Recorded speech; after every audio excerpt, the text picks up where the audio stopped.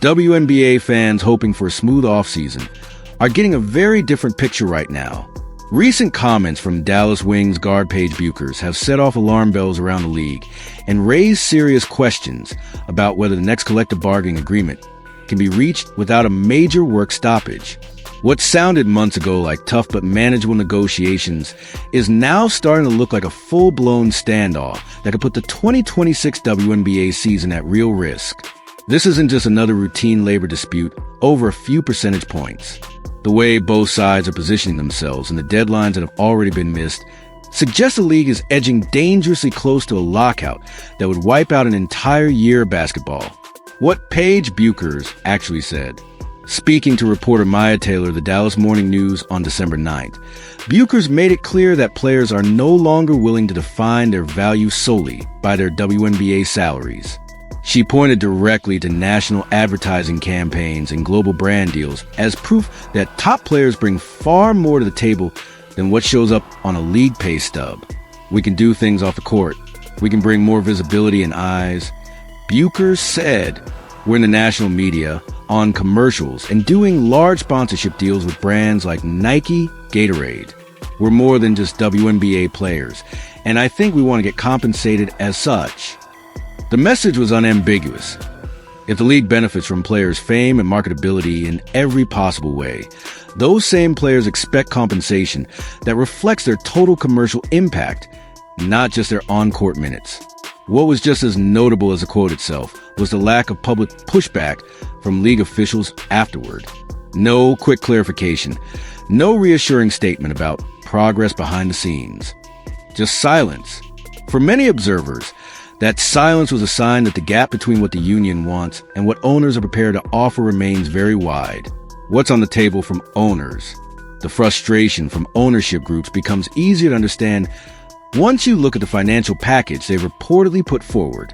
According to multiple reports, the league has offered a new CBA framework that includes a fourfold increase in the salary structure compared with previous deals. In simple terms, base pay would be roughly quadrupled.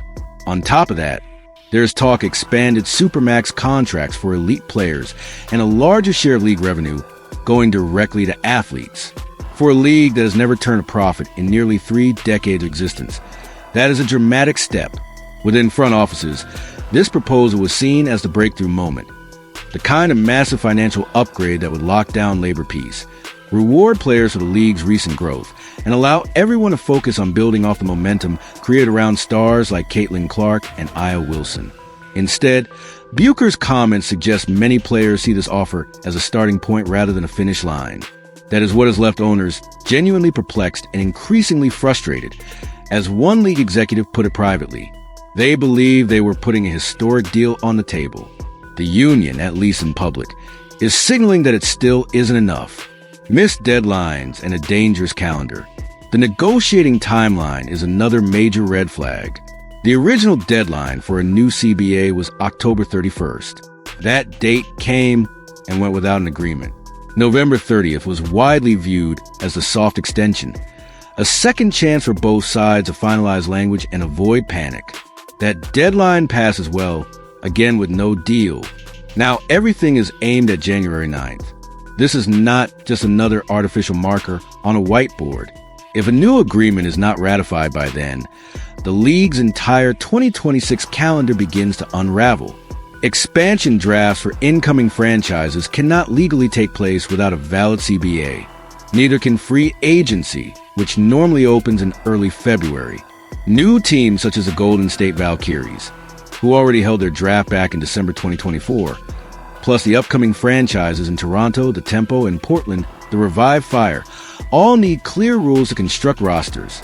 Without an agreement, they cannot operate. Every missed date adds the perception that the sides are far apart on fundamental issues, not just fine print. Bueckers has openly said negotiations are far from over, and her tone has not been optimistic. For fans, sponsors, and broadcasters watching from the outside, that pessimism is hard to ignore. Expansion dreams stuck in limbo. The delay is hitting expansion plans especially hard.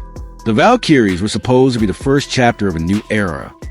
A high-profile Bay Area team tapping into the same basketball culture that made the NBA's Golden State Warriors a global brand.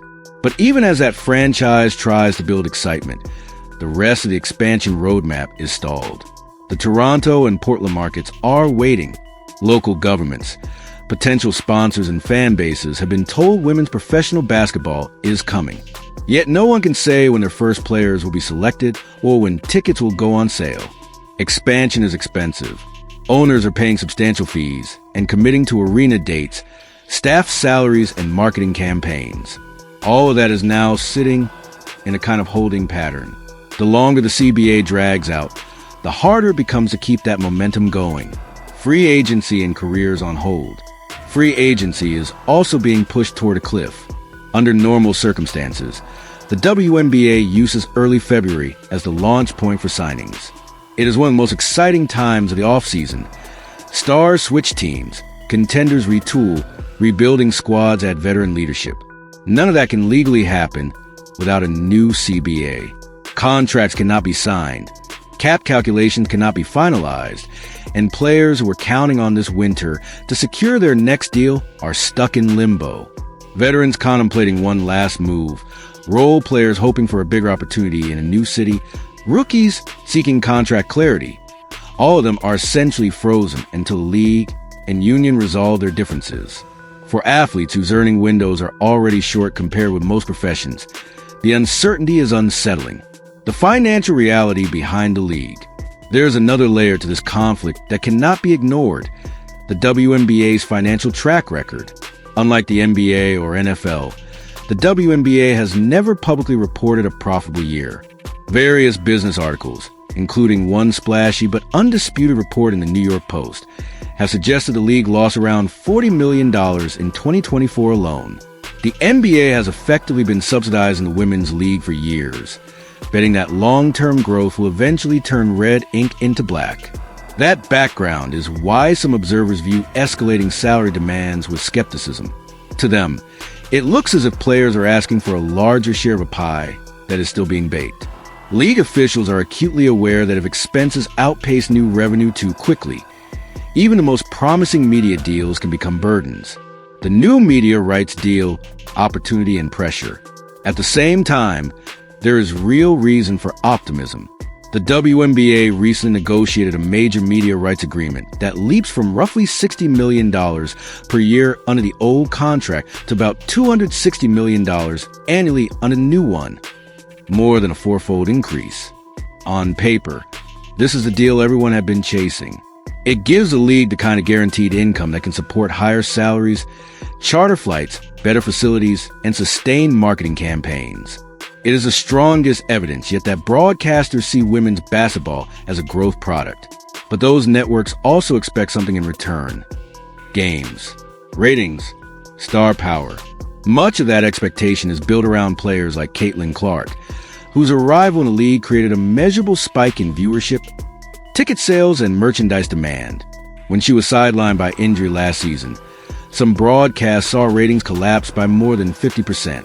Ticket prices for certain games reportedly dropped from triple digits to single digits in her absence.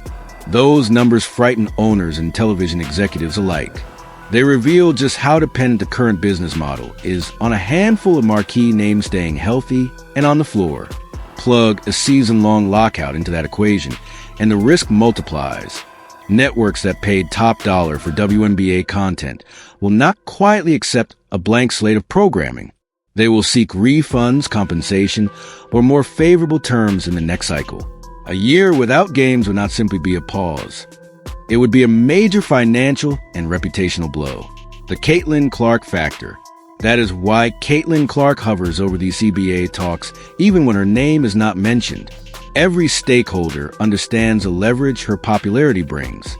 For players, Clark's drawing power strengthens their bargaining position. It proves that women's basketball can command primetime slots and national headlines.